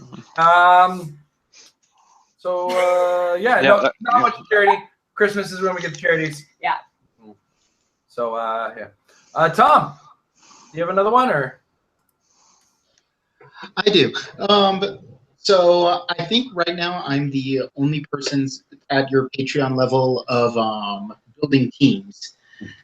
And I was just curious, is there a specific preferred format you guys want to do? Because obviously I haven't done it in a while, and I sent you that email with like 2 or 3 different options just because they've been building up. Do you guys have a preference for suggested formats or anything like that? Keep it modern. Yeah, that's really our only because just for storage sake, once the cuts hit, we purge really hard. There'll be maybe a few figures per set that we keep around just because of the characters themselves. But other than that, as long as it's modern age, do whatever. 300, 400, special rules. We'll do it. Yeah. So I guess I should expect to see the paparazzi game that I suggested? Yes. Yes. Expect that one for sure. Yeah. Shotgun Reporter. Does that mean reporter versus celebrity? Mm-hmm. Yes, reporters versus celebrities. No, Okay. I'm Spoiler really alert. bad at reading our email. They come to my phone. I have Yeah, that's fine.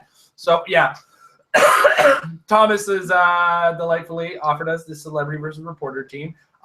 Unfortunately, we didn't get to build our Luke Cage teams for. Things got busy. We really wanted. We had it all set up, and then just didn't get a chance to actually film it. It didn't hurt. It didn't help that the game before we like all the footage just went when we were transferring it. Yeah, so. we like copy and pasted to my computer, and then cut and pasted to my computer. And my computer. What? No videos. Thank you. Videos? Oh, you wanted to use that? I'm sorry. It's gone. So if you that's okay. It was a really bad game. I promise you. She did it on purpose because she lost. No, it's not because I lost. It's because it was a Spider-Verse game that you didn't get to see the Spider-Verse because I didn't remember to roll it. Oh God, my dice were so bad. Like I'm pretty sure I was like. You're channeling me on those. Yeah, dice. You don't normally see me get angry during a game. She was so frustrated. God, I was so angry during that game. Like it's one of those reasons you don't get to see our faces during the game. Yeah. That would not be a pretty camera. Although if we do hit that patron level, I'm pretty sure we're gonna add like 2 or 3 extra camera angles during games just for that look. Just have it in the corner. There'll be that we're gonna call it the dice vein eventually. It's like, and ladies and gentlemen, if you zoom in right now, and there it is, the dice vein. Although when we play on camera, my dice are like, I sound like a liar with regards to my dice. Well, yeah, because I can't miss you. Good. My dice are hot in our games that we film, and then I take them to a tournament. You use up all the luck in the film games. No, but then when you take them, that's right. You don't use those dice. I do not, because every time I do use the broadcast dice in a tournament, what happens? They don't work. Every time you use dice in a tournament, they don't work. That's right. So, I mean, what was one of, like, not including the Quinjet, what was my best performing team? The Red Lantern Power Battery? Yeah. Who needs to roll dice? I base. Free action, free action, free action, free action. You dead? Free action, free action. You dead? Free action. You dead? All right, we're good. He's got plasticity. You're not running away. No. You come back. Sidestep, and push. That Reporter versus Celebrity game. Originally, I was trying to do Daily Planet versus Daily Bugle to have but Daily Bugle doesn't have enough human characters to make it worth it, so I couldn't. I think right now all we got is Betty Brant, J. Jonah Jameson, and in Modern we don't have a Robbie. We don't have anybody. No. Yeah, whereas Daily Bugle has the entire human lineup. So, because I was originally had it be like, because the Daily Planet comes out to like 200 points if you just stick to everybody human. But so I decided figures, isn't it? So. Oh man. So yeah, Celebrity versus Reporter plus a Luke Cage game coming out. I'm playing a bunch of Luke Cages and some Iron Fists because why not? And I really like the show. It's the flavor of the month. Okay, honestly, not on purpose because this was built before we ever saw the show. The team that I did build for the Luke Cage fight is a Serpent Society team. But do you have Cottonmouth and Diamondback? I definitely have Cottonmouth. I don't think there was Diamondback in the set. Oh yeah, there wasn't, was there? Yeah, definitely Cottonmouth. I am. Like, absolutely not on purpose because this was all, we had this all set up to be filmed before the show ever premiered, but now it's kind of funny. I am glad that the HeroClix is getting a lot more into the TV shows, like finally having Arrow figurines and stuff like that. Like, cause that is where a lot of people I think are getting into DC and Marvel these days, are the Netflix series or CW series. I am clamoring once that Defenders show comes out. Please, guys at WizKids, talk to Marvel Disney. Let's get them. Because I mean, honestly, by that time we have the 4 main characters and Frank Castle. By all means, throw in all the villains from all the shows, because you have what, 24, 26 slots to fill up. You can, and then whatever new character you invent for Defender, by all means, generic and ninjas, because yes. I really want to HeroClix. Well, like one of a couple weeks ago, my friends and I did a make your own theme team. Like if you could justify these guys are on a team, here's why, do it. And I did a the Legends of Tomorrow theme team with like just getting Captain Cold and White Canary and stuff like that. And it was just super fun. And I really hope that the TV iterations of characters get around to being made sooner than later. Yeah. If current trends continue, I'm okay if they continue to just make the DC TV show ones in, con exclusive or some such packs. Although I do suggest that they get those Arrow ones to mass market soon, because the price, like the $20 price point's decent enough, and the figures are playable. Diggle is the best 25 points you can spend on a single figure. As he should be. On a single figure that isn't named Atomica. The bike is reasonable. And for 75 points, Arrow is amazing. I mean, he's not going to break the meta anytime soon, but he's still an amazing character for the point value you're paying. He's a glass cannon. Does he have a real name on his card? No. I'll look it up. Yeah, I'd have to double check. We have the cards there somewhere.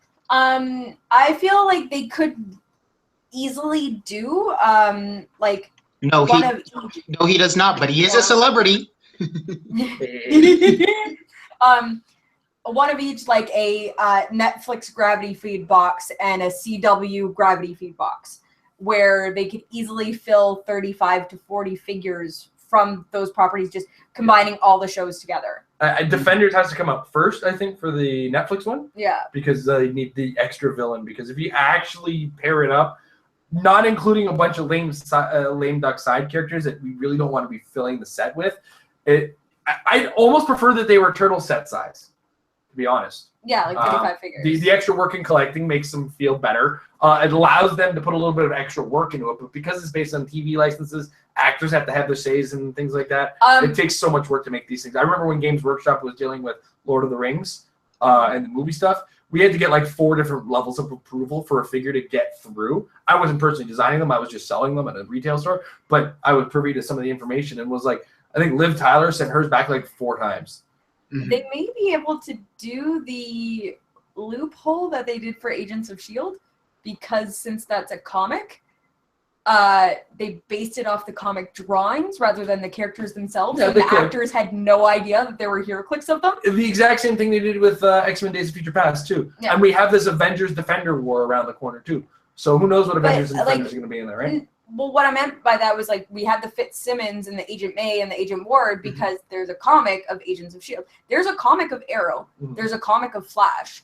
Based on the CW comics, there's definitely a Supergirl. The CBS Supergirl went to comic. So I think the big difference in that case, though, is the Nick Fury Agents S.H.I.E.L.D. Fast Forces we got was based on a canon-based comic book, whereas those other 2 are still based on the canon of the TV show. And it's DC. I feel like, and if I was WizKids, I'm imagining myself in WizKids' seat right now, and I feel like them trying to get sets out of DC is like pulling teeth, and them getting sets out of Marvel is like, is it Fantastic Four or Dr. Doom? Or no? All right, fine, go ahead and make it. Yeah, because DC's licenses are spread all over the place right now. And if you actually look at what ones we're getting, we're still just getting repeated Wonder Woman, Superman, and Batman. We're back to that stage again. Yeah. And, and DC's really pushing wherever the movies are. I'll be really happy if we don't get them. Like, if there's not a Superman, Batman, or Wonder Woman. He's like, Abe, how could you miss him in some of the figure designs? Yeah, I'd actually love to see a JSA set come out, like full, it's called Joker's Wild. Yeah, but focused on them, like go to Earth 2, and that's it. Like nothing from anywhere else. Yeah. I didn't get to actually answer that question because I ran down and I had grabbed something from a friend who had showed up. I'm actually really angry with Joker's Wild because it's not the set that I wanted it to be. Because they added JSA and they added Outsiders, and they're gonna fill up like 75% of the set with stuff that aren't Joker's Wild, and which is a shame because let's face it, Batman has one of the biggest and most varied rogues galleries of any comic book character. Like he's got so many bad guys gunning for him. this feels like our second iteration of Superman and the Legion of Superheroes. Where it was like, you could have just called it Legion of Superheroes. Yeah. Because That there was whole, like, one figure named figure Superman of in the set. Superman. And it was a bad guy Superman. Yeah, it wasn't even Superman. It was Superman taken over by the darkness. Well, they had Mon-El, and he's technically. They also had He's like Superman. Tony and Green Lantern. Difference. Still not. Yeah. And they, Superman action figure was the closest they got to actually having a Superman in that set. yeah. Especially when we used to think it had him purpose. Stupid color to sell. Why didn't we just read the card, right? I actually unintentionally used that in a tournament because I had the card, had the figure. If you wanted to ask what the power was, but if you look at it, it's like, oh, that's impervious. I can't hurt that guy. I'm not going to attack him. I'm not going to correct you. Yeah, I'm sorry. I'm that kind of asshole when I play. She'll answer your question. I want to answer what you But want. you gotta ask the right damn question. I've seen her do it. I've witnessed this, and I'm just sitting there like, "You're a judge. How do you sleep?" That's my biggest weakness. 16th place. That's what I see. That's my biggest weakness as a competitive player is I'm too used to casual games where somebody will be like, you have invulnerability somewhere on your dial. And I'll be like, yeah, I've got it like 4 clicks down, something like that, because I'm just used to playing whatever games. So I've had that happen where I went to a tournament and somebody was like, you have like super strength 2 clicks in, right? Yeah. Oh. All tournaments like, well, super strength's on the card. You get it at some point. I mean, but in a casual game, I'll tell them click number verbatim. It's like, you want this guy on click 7. No, I'll put him on click 6. Now I come back to life. Yeah. For the record, I've got like 8 stop clicks. You might want to be aware of that. Yeah, you're going to be putting some work in there. Also, sometimes, and my friends are pretty guilty of this sometimes, you know, when it comes to a casual game, give a little warning if you know that you're going to have something that's like umphy and beefy. You know, if I'm just building a team that's like, I'm going to cover a bunch of different things, and then you bring this Colossal, and nothing that I brought can even remotely deal with the idea of a Colossal, let alone a Colossal. It's like, well, I'm glad I brought the Sinister Syndicate for this. Mm-hmm. I mean, don't get me wrong, New Syndicate's great, and they went to town with against some pretty tough teams, but I've like that Brimstone, man, that throw impulse wave, forget it. I love that power, but man, is it brutal to deal with. Oh. Yeah, your what is it? Your Fast Forces set is really cute, but it makes me feel really bad I brought Necron or something. Yeah. Oh, you brought the Fast Force, or you brought the starter set turtle. I got Martian Manhunter. Or he could end up being like our buddy who brought, was it the original Spectre? And collectively we took him down in 2 turns. Collectively, because we knew. What were we doing that was doing that to him? Banshee, yes. That was like the day Banshee's before I built the police team. You don't get defense power. Like, I built the 600-point police team after ripping apart Spectre. Then after I built the 600-point police team, I was like, what the hell am I doing here? And that's when the police team with the power plant came to fruition. After I was like, Pat, this team's doing really well, but I feel like it needs something. And I think I had a green battery at the time. I was like, why are you using a green battery? Use a power plant. I was like, glass cannon creator. Oh my God. I'm doing 1,000 damage now. Deal with it. All right. And Pedro, nice seeing you again, sir. What's it been, a whole day? Oh, I think we have some. I was on mute. I was on mute, sorry. Yeah. No, I just hope to say hi. It has been a tough week, but it's over now. All right. Do you have any questions coming in, or are you more just hanging out right now? No, just hanging out, just hanging out. Okay, cool. So we'll move on next to Mike.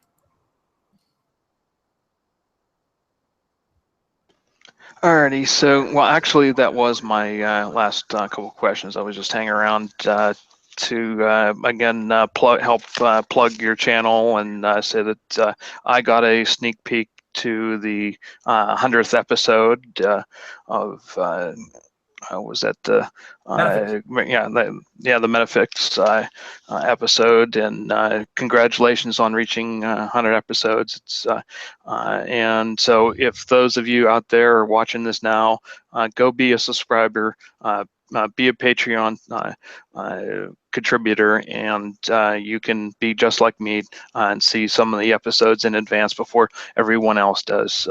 So congratulations on reaching 100 episodes. And I also left a message here to mention the Thanksgiving coming up for you Canadians up there. So happy Thanksgiving, and also happy Rocktober. Please have a safe trip. You're probably going to see a lot of waterlogged people down there, but just please have a safe trip and everything like that. Yeah. If the weather report is any indication, it's been sunny in New Orleans, so there's that. I know they got taken apart in the Katrina, but it looks like Matthew was it Matthew or Michael? Matthew. Was kind of nice to them. It looked like it did this thing where it stopped at the coast, moved north, and kind of veered away again. So it looks like North Carolina, Florida got the worst of it, and now I think by tomorrow morning it's a Category 2 storm. In the middle, or just kind of off to the Atlantic there. So fingers crossed it doesn't change directions. The weather's been pretty good. And thank you for that.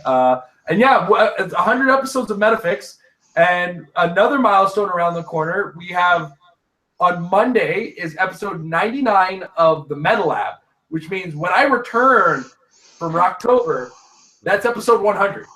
So Metafix and the Meta Lab are competitive shows. Combined, that's 200 shows. Oh, God. 200 shows of competitive hero clicks. Running out of topics. Oh, no, we got limited around the corner, so there's that. So that's a whole nother set of topics. And but yeah, thank you very much, Mike, the longest standing patron of the channel. You've been there since the beginning, and we appreciate your support and keeping us alive, keeping us afloat, keeping us interested. Keeping our videos pretty. Yeah, keeping our videos pretty, because without the Patreon program, we most certainly don't have a what's the word I'm looking for?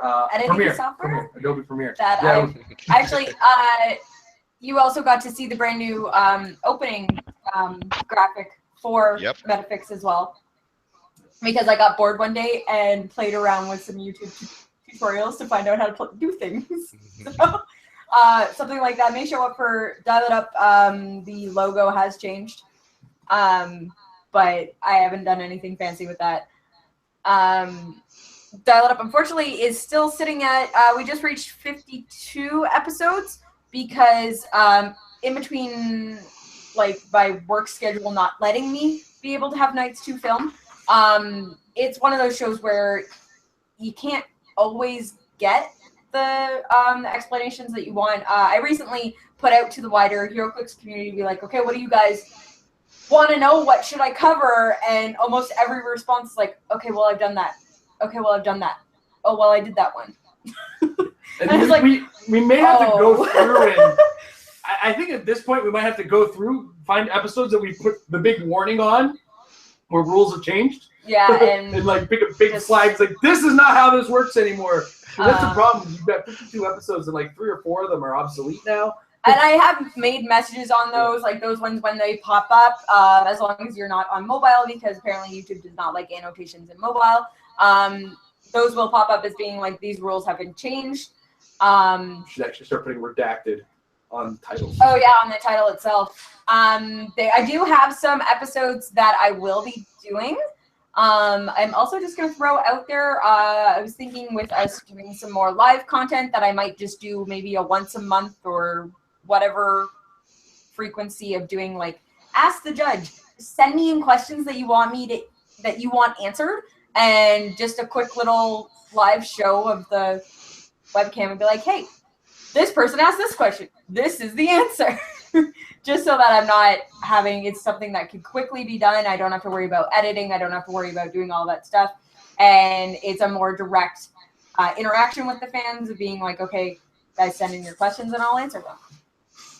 We're also in the midst of we're talking about all this stuff because you guys are patrons have been a major part of this.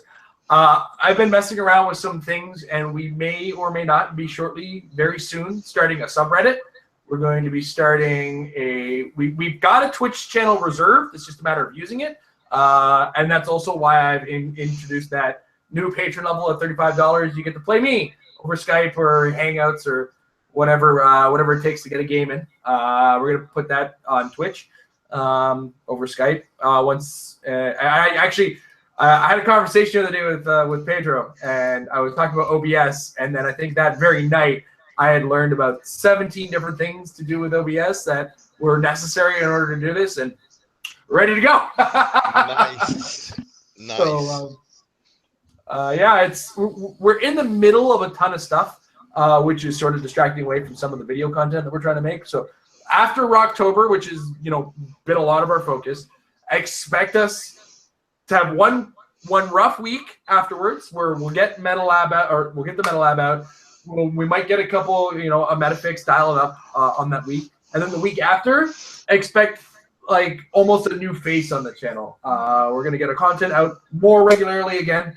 We're gonna get back on a couple of things. We're gonna start some new ideas. Like Amber said, we're probably gonna switch dial it up to once a month or bi-weekly. Ask questions of Amber. Or ask the judge. And then dial it up actually becomes dial it in. Yeah, dial it in. And then keeping to actual filmed videos for resources for anything that pops up, anything that more of the lean hero, dial it up more towards how-to videos. If there's anything that needs a huge, big explanation for it. But we do also have another warning ahead of time.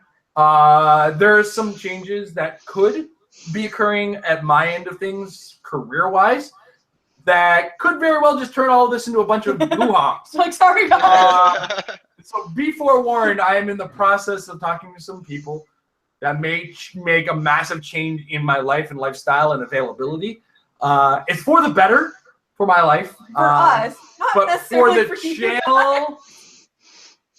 So, full disclosure, I'm in the middle of some conversations, and those conversations, if they go well, great for me, rough on the channel, and everything I just said becomes bullcrap, and we become very, very stressed trying to keep the channel going. There will be a lot of midnight filmings for my part. I may very well not be as regular a fixture on the Meta Lab as I usually am, which means I have to teach one of these guys how to referee my guys. Well, on the flip side, that may mean that I could leave my job and actually be able to edit again. There's that too. See, we all win. Yeah, in the end, like it becomes a. It's looking rough. It's looking rough. Oh yeah, well, okay. Oh, everything's fine. Who knows? Just a little warning. You guys get it first because I'm pretty sure there's at least a 12.5 second delay on the stream. By 12.5, I mean like 2. But we're working our butts off, and not this week, of course, because we're in New Orleans, and then followed by Rocktober. I may or may not be on the Meta Lab on Monday. Depends on hotel Wi-Fi. If we can get it, fantastic. If not, so you're gonna have to deal with them because I'm gonna give them the login credentials and not deal with it. Wash my hands of it. So. On that note, so again, thank you very much, Mike. We rambled on a thank you. Oh yeah, let's start again. You saying thank you. See what we do to this? This is why these shows end up being 2 hours long. All right, and since we started at 7:30, we are at 2 hours. Yeah. So, all right, Tom, you had a question in regards to The Rock. I've got one last question, and then I'm gonna head out. I just realized that my work is actually sending me out to Florida on the 11th for a month. So I'm actually going to be 5 hours away from Atlanta to drive up to see you guys if you guys aren't going to be too busy with The Rock. So as far as bothering us during The Rock, if you see me at the commentator table next to Ryan and we're talking about the thing, I might give you the hand. which means we're live and I can't talk to you. Or we might have a sign or something to point out, don't talk to us, we're busy. But if you see me away from that table, approach me, talk to me, shout at me, buy me a drink, whatever. Smash me with a bottle, that's cool too. Believe it or not, I may look spongy, but I'm a pretty hard guy and I can take a beating. If you want to get a picture with me, whatever, want to chit chat, that's cool. If I seem like I'm rushed, it's probably because I'm on a quick pee break from the commentary. I'm sure there'll be breaks in between games where we can get a little bit of time to ourselves, give you guys a little bit of attention. Amber, because she's social media, I'm sure if she doesn't look like she's typing anything, by all means, come say hi. Come say hi. I'll be running around taking pictures of people looking at things, but I mean, as the tournaments themselves are actually happening, there's not too much I need to be updating. But if you have to look for me, try, because I'm a very tiny person. In real life, I'm actually very small. The camera, in her case, adds 1.5 feet. I'm a very tiny person, so I'm very easy to miss in a crowd. And also, apparently, cutting my hair gave me shape change. It was a funny story in that when we went down to Michigan, I was wearing a hoodie with my bangs cut and everything. It was an Assassin's Creed hoodie, Amber. It was an Assassin's Creed hoodie. It did look like Ezio. Yeah. I had my Assassin's Creed. I did have my hood up, my Assassin's Creed hoodie, and we were all sitting around the table before the tournament, and the Ohio guys came in, Team Failboat, Derek Thompson, Tim Bold, Nick Peterson, Patricia Lamb. They came in, and Derek's doing all of his hellos and everything, and then I'm sitting next to Jason at the time, too. And he's like, "Oh, where's the wife?" And I'm like, "I'm right here." Right here. He looks over. He's like, "Oh my God, you cut your hair." You know what it is? It's because I'm colossal in size, and I. It's true. Very true. See, hero clicks in action. So cool. Hopefully, I'll be able to swing by to at least see you guys, because it is a 5-hour, and I don't really want to book a hotel and stuff like that. So, but I'll bring a devil dinosaur for you to sign, and don't get me to sign it. You get Tim Bolt, you get Derek Thompson, you get Nick Peterson to sign it, because they're going to be there. I'm getting my devil dinosaur signed. Yeah, but you're a celebrity. I'm bringing my not Felix Faust. I'm bringing my Faust to get signed. Bringing my. I'm gonna be like, Patrick, sign all your figures. Here's like, what's this? It's like, these are all the figures you made. Oh, I also have it on good authority that nothing. So you have nothing on good authority. Nope, not allowed. I'm the worst. I apologize for building that up to nothing. I'll sign a skull ship, because apparently that's the only thing I know how to pilot. Actually, I was thinking of my very first Patreon hangout I did. I asked you guys what figure you would make, and Amber, you actually told me that you would make a Malice, if I remember correctly. So I was going to bring along a Malice. That works. I'm all good. Jesus, I don't remember this conversation. No worries. It was when I asked, if you... Do you expect me to remember any conversation we have on the Patron Hangout? Do you watch how much I drink during these? No, I just asked, if you won the Rock, what piece would you have made with you? And you said you would have it be Malice, possessing you or something. Mm-hmm. So... Oh, yeah, because the Rock does differently. Get the token and a map. What would I be as an action token? That would be colossal, right? 7 attack and flurry and dual attack, or the ability to attack 17 times in a turn with an 8 attack and 3 damage. Whereas what would actually happen is you'd get a sloth token.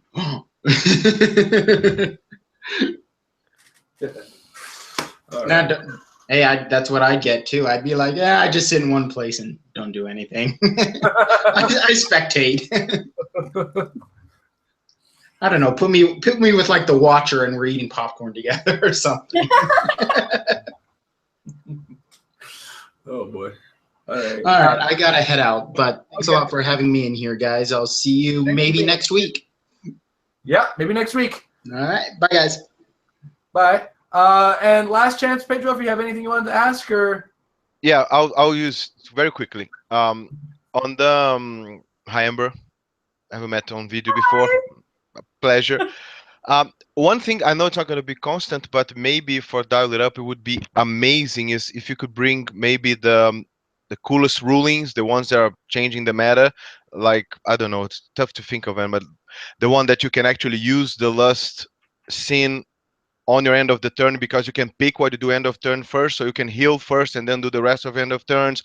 Or the Doc Ock one, where Doc Ock can do all the 4 flurry attacks after overdrive took him, because use the power action for these ones that are coming to the meta. It's not going to be something that's going to be plenty of them all the time, but it would be very, very cool, because I think sometimes people lose sight of what they could do more if the rulings allow.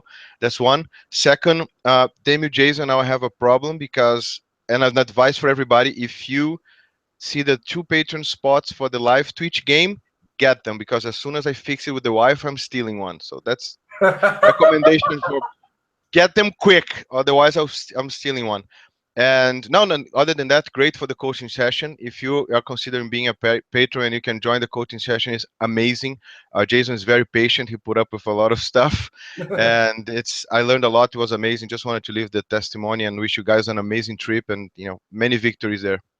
Thank you. For everything, for every apology I get from the guys, and Mike's had a coaching session, Tom's had a coaching session, now you, Pedro.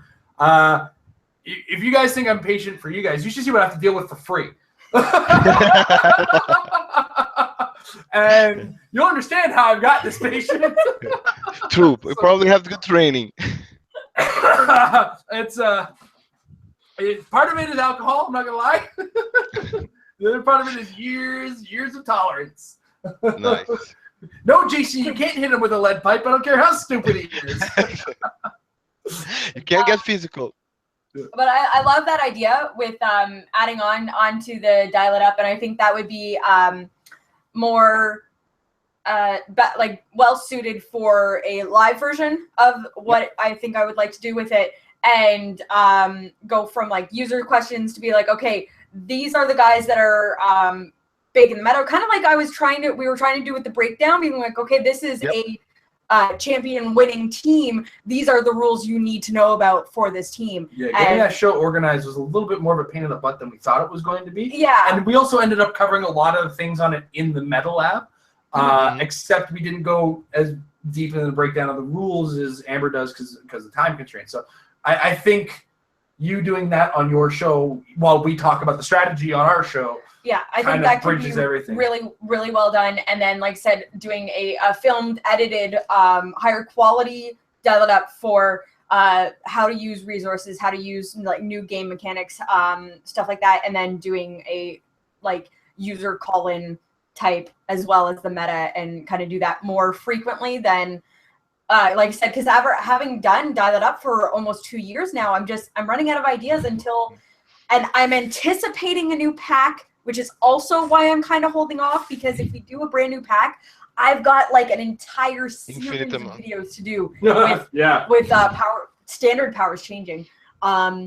So yeah, there's a few more that I could do, but I definitely think it could benefit from changing from the edited, like keeping the edited format for certain things and not being a frequent, like a weekly show, and doing a live format for the show. Very cool. Very cool. All right. So on that note, time to wrap it up for the month. Yeah. And Pedro, Mike, you're still with us. Thank you guys very much for being patrons. Your support is greatly appreciated, and the video content lately, the quality of video content has gone up.